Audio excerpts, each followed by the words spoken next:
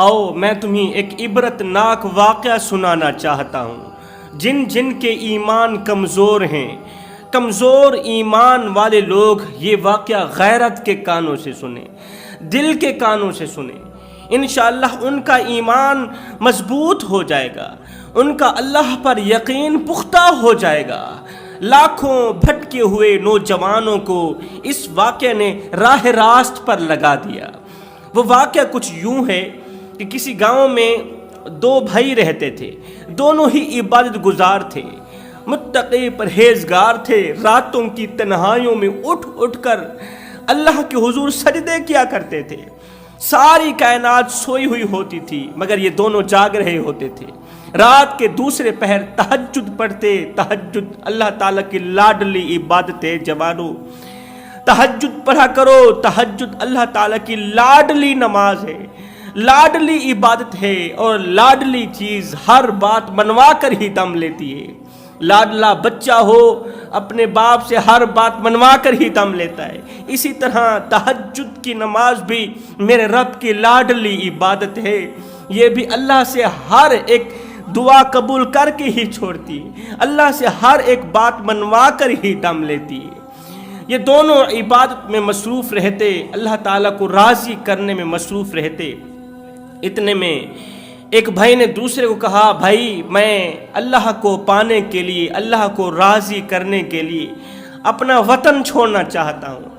अल्लाह को हासिल करने के लिए मैंने वतन छोड़ने का इरादा कर लिया। मैं यहाँ से कहीं दूर चला जाऊँ, दुनिया से निकल जाऊँ, दुनिया के इन मेलों से, दुनिया के धंधों से, काम काज से निकल जाऊँ। बस अल्लाह ताला की बंदगी करूँ, अल्लाह ताला की इबादत करूँ और अल्लाह ताला को हासिल कर लूँ, अल्लाह को तलाश कर लूँ।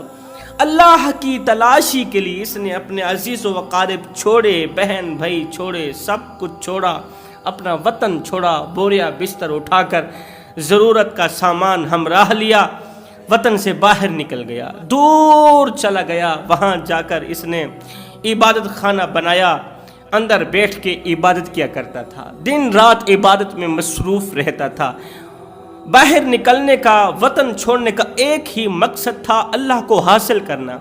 अब जो लोग एक ही मकसद के लिए अपने घर से बाहर निकलते हैं ना, जो लोग मेहनत करते हैं, अल्लाह ताला उनकी मेहनत ज़ाय नहीं करता। जो लोग अल्लाह को पाने के लिए घर से बाहर निकलते हैं ना, अल्लाह को राज़ी करने के लिए घर से बाहर निकलते हैं ना, फिर अल्लाह मिल ही जाता है। आप लोगों ने हज़रत इब्राहीम बिन अदहम का वो छोटा सा वाक़या सुना होगा। हज़रत इब्राहीम बिन अदहम वक़्त के हुक्मरान थे, बादशाह थे। आप एक दिन शाही महल के अंदर सोए हुए थे, लेटे हुए थे कि अचानक छत के ऊपर किसी के भागने की आवाज़ आई, किसी के दौड़ने की आवाज़ आई। तो अंदर से सोए हुए बादशाह सलामत ने आवाज़ दी, कौन है शाही महल के ऊपर दौड़ने वाला, कौन है भागने वाला, किसकी जुर्रत हुई? तो ऊपर से किसी ने आवाज़ दी, हज़रत मैं हूँ, मेरा ऊँट गुम हो गया है, ऊँट की तलाशी के लिए शाही महल के ऊपर भाग दौड़ कर रहा हूँ। हज़रत ने कहा, ओ नादान, छत पर ऊँट कैसे आ गया? छत के ऊपर ऊँट कैसे मिल सकता है? अल्लाहु अकबर। तो उस शख्स ने कहा, अगर छत के ऊपर ऊँट नहीं मिल सकता तो महल के अंदर, मकान के अंदर रब कैसे मिल सकता है?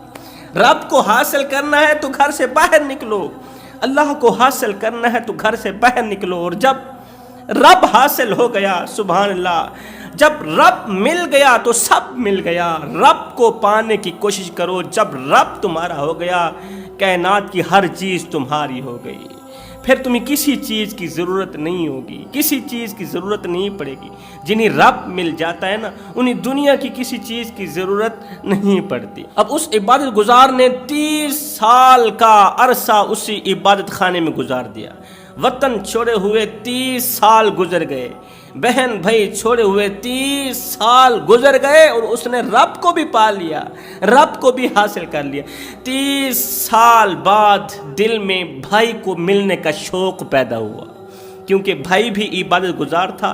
30 साल के बाद दिल में शौक़ पैदा हुआ कि क्यों ना अपने वतन जाऊं, अपने अज़ीज़ व अक़ारिब को मिलूं। और ये भी तो एक इबादत है ना। بھائی کو ملنا، محبت بھرے دو چار جملے بولنا، اس کے سینے کا بوجھ ہلکا کر دینا، اخلاق سے ملنا، ادب سے ملنا، یہ بھی عبادت کا ہی حصہ ہے۔ اس سوچ کی بنیاد پر اس کے دل میں بھائی کو ملنے کا شوق پیدا ہوا، واپس وطن جانے کا شوق پیدا ہوا، کیونکہ وہ اپنا مقصد پورا کر چکا تھا، اپنے مقصد میں کامیاب ہو چکا تھا۔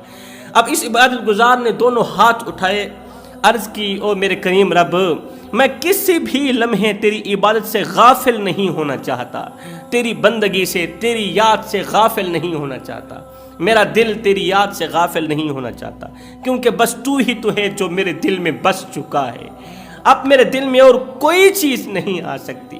میرے مالک، بھائی کے ساتھ دو چار جملے پیار کے بولنا، محبت بھرے دو چار جملے بولنا بھی تو عبادت ہے نا۔ 30 سال کا عرصہ گزر گیا ہے، آخر میرا خونی رشتہ ہے میرے مالک، میں اپنے بھائی کو ملنا چاہتا ہوں، دل میں شوق پیدا ہوا ہے بھائی سے ملاقات کرنے کا، اور وہ بھائی بھی عبادت گزار ہے۔ میرے مالک، میں ثواب کی نیت سے جا رہا ہوں، ثواب کی عبادت کی نیت سے جا رہا ہوں، کیونکہ یہ تیرا پسندیدہ عمل ہے۔ میرے مالک، مجھے قدم قدم پر نیکیاں عطا کرنا، مجھے قدم قدم پر نیکیاں عطا کرنا۔ دعا ختم ہوتے ہی ضرورت کا سامان ہمراہ لیا، اپنے وطن کو روانہ ہوا، بھائی کے وطن کو روانہ ہوا، چلتا رہا، سفر طے کرتا رہا۔ اللہ اکبر۔ سفر کرتے کرتے آخر کار اپنے گاؤں کے قریب پہنچ ہی گیا۔ دور سے دیکھا گاؤں کے ایک سائیڈ پہ خالی جگہ پر لوگوں کا ہجوم ہے، اور درمیان میں آگ جل رہی ہے، آگ کے شعلے بھڑک رہے ہیں، گرد و نواح لوگ ہیں، درمیان میں آگ کے شعلے بھڑک رہے ہیں۔ دوڑتا ہوا گیا، لوگوں کے درمیان جا کر پوچھا، بھائی آگ کیوں جل رہی؟ آگ کے جلنے کی وجہ پوچھی تو لوگوں نے کہا، فلاں بن فلاں شخص فوت ہو گیا ہے، یہ اسی کی چتا کو جلائی جا رہی ہے، اسی کی لاش کو جلائی جا رہی ہے، فلاں نام کا شخص، فلاں کا بیٹا مر گیا ہے، اسی کی آگ کو جلائی جا رہی ہے۔ ہائے، یہ سنتے ہی اس کے پیروں تلے زمین نکل گئی، ایک دم دھاڑ نکل گئی، اندر سے چیخ نکلی۔ عبادت گزار نے کہا، فلاں شخص تو میرا بھائی ہے، جس کی چتا کو جلا رہے ہو، جس کی لاش کو جلا رہے ہو، یہ تو میرا بھائی ہے، اور یہ تو عبادت گزار تھا، یہ تو متقی پرہیزگار تھا، یہ تو توبہ کر چکا تھا، توبہ کر کے اللہ سے صلح کر لی تھی اس نے۔ میرے بھائی کا جنازہ کیوں نہیں پڑھایا گیا؟ میرے بھائی کی تدفین کیوں نہیں کی؟ مٹی کے سپرد کرنے کے بجائے تم نے آگ کے سپرد کر دیا۔ انہوں نے کہا کہ 2 دن پہلے اس نے علل اعلان کہا تھا کہ میں دین اسلام چھوڑ رہا ہوں، دین اسلام کو ترک کرتے ہوئے میں نے ہندوؤں والا مذہب قبول کر لیا، علل اعلان کہا تھا، اور یہ تمام لوگ جو کھڑے ہیں سب کے سب ہندو ہیں، اور آج ہی یہ مرا ہے، اور اس کے عزیز و اقارب نے، گھر والوں نے اس کی لاش کو ہندوؤں کے حوالے کر دیا ہے، اب وہ اس کی لاش کو جلا رہے ہیں۔ یہ عبادت گزار اس دردناک منظر کو دیکھتے ہوئے فوراً اس کے گھر کی طرف دوڑا۔ 30 سال کا عرصہ گزر گیا تھا، کوئی پہچان نہ سکا۔ بھائی کے گھر کی طرف دوڑا، کمرے کے اندر داخل ہوا، دیکھا کہ بھابھی رو رہی ہے، بھائی کی بیوی رو رہی ہے زاروں قطار۔ کہا، رو مت، ہر کسی نے چلا جانا ہے، یہ بتا کہ میرے بھائی کی تدفین کیوں نہیں کی گئی؟ آخر میرے بھائی نے کون سا ایسا جرم کیا تھا؟ جو جرم کیا تھا اس کی تو توبہ کر لی تھی، جو گناہ کیا تھا اس کے بعد کون سا گناہ کیا کہ میرا بھائی دین سے پھر گیا؟ اللہ تعالیٰ نے قیمتی دین میرے بھائی سے چھین لیا، لے لیا، کون سا ایسا گناہ کیا تھا جس کی اتنی بڑی سزا ملی؟ تو اس کی بیوی نے کہا کہ بھائی کی بات مت کرو، میں بھی دین سے پھر چکی ہوں، میں نے بھی بتوں والا دین قبول کر لیا ہے، دین سے بھٹک چکی ہوں، دین اسلام سے دور ہو چکی ہوں، اور میرے بچے بھی دین اسلام سے دور ہو چکے ہیں۔ آخر کس وجہ سے تم نے بتوں والا مذہب قبول کیا؟ کس وجہ سے تم نے ہندوؤں والا مذہب قبول کیا؟ کون سی ایسی خاصیت تھی اس دین میں، اور میرے دین میں کون سی کمی تھی؟ اس عورت نے کہا، بھابھی جی نے کہا کہ دراصل ہم جب تیرے خدا کی بندگی کرتے تھے نا تو ہم غریب تھے، اس قدر غریب تھے کہ صبح کو کھاتے تھے، شام کے لیے نہیں ہوتی تھی، تین تین دن کے فاقے کاٹتے تھے، تین تین دن بھوکے رہتے تھے، دن رات عبادت کرتے تھے، اللہ سے رزق مانگتے تھے، اللہ تعالیٰ ہمیں رزق نہیں دیتا تھا۔ ایک دن تیرا عبادت گزار بھائی جس کی میت کو جلایا جا رہا ہے، یہ عبادت گزار بھائی روزی کے لیے گھر سے باہر نکلا، اسے کام ملا، کھدائی کرنی تھی مٹی کی کھدائی کر ہی رہا تھا تو اندر سے صندوق ملا، صندوق کے اندر سے پرانے دور کا بت ملا، اور بت کے ساتھ ہی کاغذ کے اوپر کچھ لکھا تھا۔ جب تیرے بھائی نے پڑھا تو اس پر لکھا تھا کہ اس بت کے آگے جو کچھ مانگو یہ بت تمہیں عطا کرے گا، جو کچھ مانگو گے تمہیں ملے گا۔ تیرا بھائی تو ویسے ہی روزی کے لیے تنگ تھا۔ غربت انسان کو کیا سے کیا کرا دیتی ہے، غربت انسان کو گناہوں کی دلدل میں اس طرح پھنساتی ہے کہ باہر نکلنے کو کوئی راستہ ہی نہیں ملتا۔ ایک طرف غربت ہو، دوسری طرف ایمان کمزور ہو، پھر خدشہ ہی خدشہ ہے، پھر خطرہ ہی خطرہ ہے۔ ایمان بچانے کا خطرہ، حرام سے بچنے کا خطرہ، خطرہ ہی خطرہ ہے۔ ادھر سے غربت ہو، ادھر سے ایمان کی کمزوری ہو۔ بھوک سے مرتا کیا نہ کرتا، بت کو اٹھا کر گھر لے آیا، اسے دھویا، اس کے سامنے سجدہ ریز ہو گیا۔ اللہ وحدہ لا شریک، سچے مذہب کو چھوڑ کر، سچے خدا کو چھوڑ کر، حقیقی مالک کو چھوڑ کر جھوٹے خدا کے آگے جھک گیا، روزی کے لیے، روٹی کے لیے، پیٹ کی خاطر، بچوں کے پیٹ کی خاطر، کیونکہ وہ بچوں کو روتا ہوا برداشت نہیں کر سکتا تھا۔ وہ کہتا تھا کہ میرا جگرا پھٹ گیا ہے، میں بچوں کو بھوکا نہیں دیکھ سکتا، میں بچوں کو پیاسا نہیں دے سکتا، روزے کے لیے مجھے دین سے ہٹنا بھی پڑے تو میں ہٹ جاؤں گا۔ بت کے آگے سجدہ ریز ہو گیا، پھر مجھے کہا تم بھی بت کے آگے سجدہ کرو، پھر ہم دونوں نے اس بت سے رزق مانگا۔ ایک دم میرے شوہر نے دیکھا کہ پرچی کی دوسری سائٹ پر لکھا تھا کہ جہاں سے یہ صندوق ملا ہے، جس کھدائی سے، جس گڑھے سے تمہیں یہ صندوق ملا ہے نا، اسی صندوق کی جگہ کے نیچے ایک اور صندوق پڑا ہے، اسی جگہ پر چلے جاؤ، کھدائی کرو۔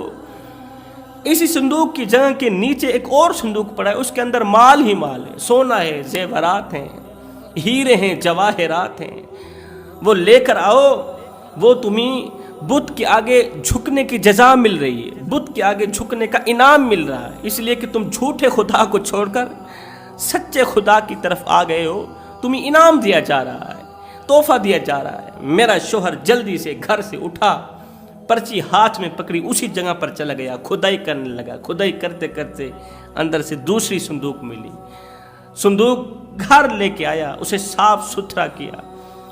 صندوق گھر لے کے آیا ہی تھا کہ باہر جا کر اعلان کر دیا کہ میں نے دین اسلام کو ترک کر دیا، ہندو مذہب میں داخل ہو گیا ہوں۔ اگر میں مر جاؤں تو میرا جنازہ پڑھنے سے بہتر ہے، مجھے تدفین کرنے سے بہتر ہے، مجھے دفن کرنے سے کہیں زیادہ بہتر ہوگا کہ میری چتا کو جلی جائے اور میری لاش کو ہندوؤں کو سپورٹ کر دینا، بتوں کی پوجا کرنے والوں کے سپورٹ کر دینا۔ لوگوں کے سامنے اعلان کرنے کے بعد گھر آیا، جیسے ہی اس نے صندوق کھولی ہے، صندوق کے اندر مال ہی مال، صندوق کے اندر سونے، زیورات، ہیرے، جواہرات ہے۔ جیسے ہی صندوق کو کھولا، ایک دم اسے اٹیک ہوا، اللہ اکبر، دل کام کرنا چھوڑ گیا۔ جیسے ہی صندوق کو کھولا ہی تھا کہ وہیں کا وہیں فوت ہو گیا، مر گیا۔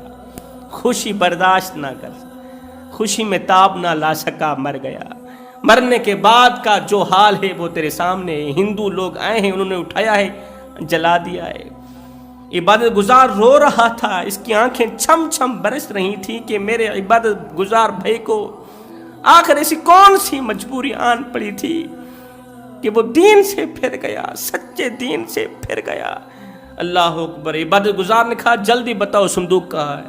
عورت نے کہا سامنے پڑی۔ عبادت گزار نے جیسے ہی وہ صندوق کھولا تو اس کے اندر مٹی ہی مٹی تھی، اس کے اندر پتھر ہی پتھر تھے۔ عبادت گزار نے کہا او جاہل عورت، اس کے اندر تو مٹی کے سوا کچھ نہیں ہے، پتھروں کے سوا کچھ نہیں ہے۔ اس نے کہا ہاں، اس کے اندر پتھر ہیں، اس کے اندر مٹی ہے۔ اللہ اکبر۔ عبادت گزار نے کہا او نادانو، آج سے 30 سال پہلے یہی صندوق میں نے بھی دیکھا تھا، ہائے ہائے، یہی مال میں نے بھی دیکھا تھا۔ دراصل مجھے شیطان ورغلا رہا تھا، شیطان نے مجھے ورغلایا، لیکن میرا ایمان مضبوط تھا، میرے بھائی کا ایمان کمزور نکلا۔ دنیا میرے بھائی کے اوپر مسلط ہو گئی، شیطان میرے بھائی کے اوپر مسلط ہو گیا۔ اب دنیا جس کے اوپر مسلط ہو جائے نا، دنیا کے اوپر خود مسلط ہونا، دنیا کو اپنے اوپر مسلط نہ ہونے دینا، شیطان کو خود قید کر دینا، لیکن شیطان کی قید میں مت آنا، شیطان کی گرفت میں مت آنا۔ شیطان نے مجھے بھی گرفتار کرنا چاہا لیکن میں نہیں ہوا، میرا بھائی گرفتار ہو گیا تھا۔ اور ہاں، دراصل میرے بھائی نے زندگی میں ایک ایسا گناہ کیا تھا، مجھے لگتا ہے اللہ تعالیٰ نے اسی گناہ کی سزا دی ہے میرے بھائی کو، کہ اللہ تعالیٰ نے میرے بھائی سے اپنا سچا دین چھین لیا۔ وہ کون سا گناہ تھا کہ شروع میں میرا یہی عبادت گزار بھائی جو ہندو ہو کر مرا ہے، یہ شرابیں پیتا تھا۔ ایک دن اس نے شراب پی، شراب کے نشے میں اس قدر دھت ہوا، اس کی آنکھوں سے حیا جاتی رہی، غیرت جاتی رہی۔ اس نے شراب پی اور آ کر بوڑھے باپ کو آگ کے اندر دھکا دے دیا، بوڑھے باپ کو اٹھایا، آگ میں ڈال دیا، تندور میں ڈال دیا، اور میرے بوڑھے باپ نے اسے بد دعا دی، اللہ جس طرح اس نے مجھے آگ میں ڈالا اسی طرح تو بھی اسے آگ میں ڈالنا۔ بوڑھے باپ کے اندر سے ایک آہ نکلی، یہ آہ ہواؤں کو پھاڑتی ہوئی، فضاؤں کو پھاڑتی ہوئی اس نے عرش کا دروازہ جا کھٹکھٹایا، اللہ جس طرح اس نے مجھے آگ میں ڈالا تو نے بھی اسے آگ میں ہی ڈالنا ہے۔ میں نہ تو اسے اس جہان میں معاف کرتا ہوں، نہ اگلے جہان معاف کروں گا۔ بس میرے باپ کی وہ بد دعا قبول ہوئی۔ یہاں پر سے دو سبق ملتے ہیں، ایک تو ایمان کا مضبوط ہونا لازم ہے۔ زندگی میں اچھے برے وقت آتے ہی رہتے ہیں، امیری غریبی آتی ہی رہتی ہے، کہیں ایسا نہ ہو غربت میں آ کر اللہ کو ناراض نہ کر دینا، دین سے بھٹک نہ جانا۔ دوسری بات، اپنے والدین کو ناراض مت کرنا، والدین کے منہ پر تھپڑ مت مارنا، والدین کو دکھ مت دینا۔ اگر دکھ دو گے تو کہیں ایسا نہ ہو کہ اللہ تعالیٰ تم سے سچا دین چھین بھی نہ لے، تمہیں بے دین بھی نہ کر دے۔